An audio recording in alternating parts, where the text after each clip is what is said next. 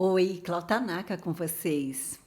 Eu quero falar com vocês de um livro que conta as experiências de uma enfermeira. Ela chamava Bonnie Ware e ela trabalhava com doentes terminais. Ela relatava quais eram os 5 arrependimentos que ela detectava nessas pessoas, porque ela conversava e convivia com elas. Na verdade, ela transformou isso num blog e do blog se transformou num livro.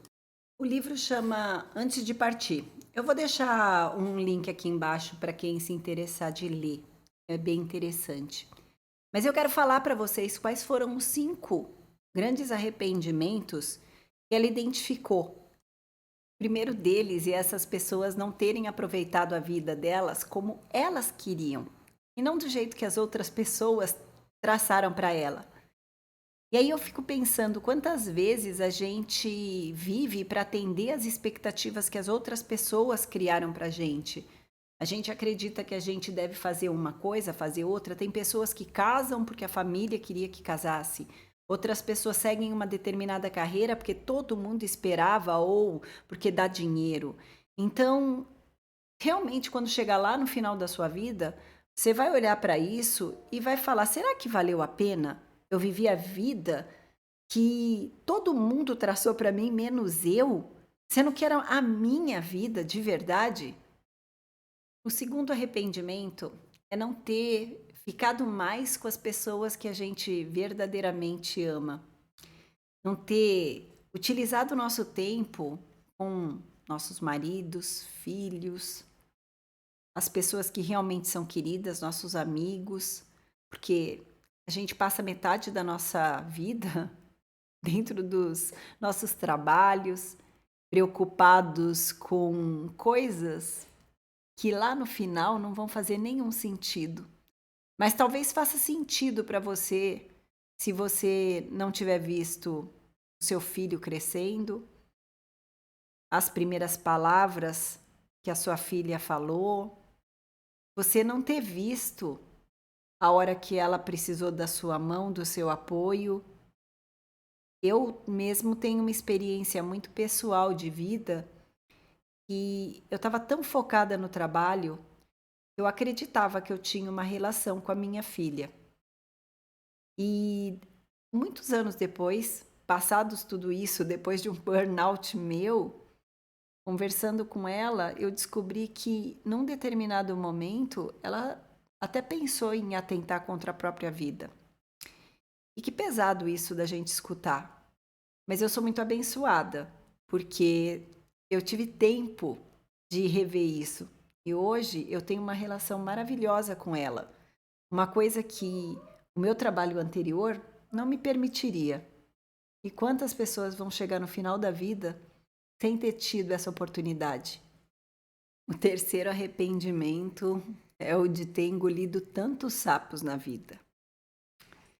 Quantas vezes, para você não entrar num conflito, não magoar algumas pessoas, você não se importou de magoar a pessoa mais importante da sua vida, que era você mesmo? Isso é muito comum, as pessoas ficarem remoendo, guardando ressentimentos, mágoas, até por vezes transformar eles numa doença que pode levar elas ao leito de morte. E quando chegar nesse leito de morte, o grande arrependimento delas vai ser não ter expressado os sentimentos dela. E eu não estou dizendo para você sair gritando, vociferando as coisas que estão no seu coração e dane-se os outros, mas tem maneiras de falar. Nós podemos dizer que as pessoas estão nos magoando sem sermos agressivas, sem sermos raivosas.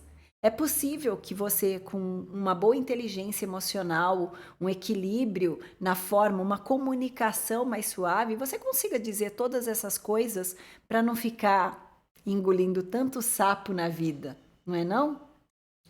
Quarto grande arrependimento é de terem se afastado dos amigos. Ao contrário da nossa família, que vai estar sempre presente na nossa vida, os nossos amigos, por vezes, se afastam de nós. E nós deles. Nós não estamos dizendo que os amigos é que simplesmente saíram e partiram. Nós fazemos isso muitas vezes afastando as pessoas. E aí, na hora que essas pessoas estão próximas do desencarne, elas pensam: quantos desses amigos vão estar no leito dela, ao lado do caixão dela, no dia do enterro dela, para se despedir? E elas sentem muita falta de não terem participado mais da vida dos seus amigos.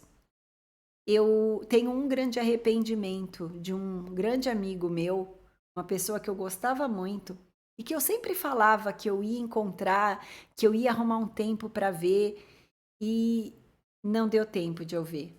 Um belo dia eu acordo com a informação de que ele tinha falecido. E quantas vezes eu falei para mim que eu ia lá visitá-lo?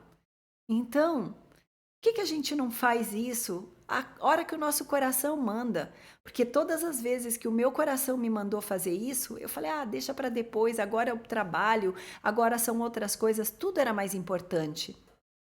E hoje eu carrego o arrependimento disso. Tive que trabalhar, ressignificar e me perdoar por isso. Mas é um processo mais lento, doloroso, que podia ter sido evitado, não é mesmo? O quinto e último arrependimento, ele é surpreendente, porque tem a ver com as crenças limitantes em relação à felicidade que esses pacientes relataram para ela. Felicidade é um estado emocional que você escolhe ter ou não ter. E eles se arrependem justamente de não terem feito essas escolhas quando eles podiam. A Bonnie disse no livro dela que o medo de mudar fazia com que eles fingissem que eles estavam satisfeitos com a vida deles, sendo que lá no fundo da alma deles o que eles queriam era rir mais, se permitir ser alegre. Eu vou falar para vocês é que dessas 5 lições de vida que a gente toma com a experiência de pessoas que já estavam partindo, é que a gente deveria focar muito mais em nos sentir bem, nos sentir felizes, independente do julgamento do mundo, independente do que as outras pessoas vão dizer. O que é certo para mim nem sempre vai ser certo para você. E paciência, eu não sou dona da verdade, mas eu sou dona das minhas verdades. Eu sou dona da minha vida. Porque se eu não quero culpar ninguém pelas coisas que estão me acontecendo, eu tenho que assumir as rédeas dela. E isso passa por você começar a viver o momento presente, o seu aqui e agora, do jeito que você escolher. Mas isso requer muita coragem.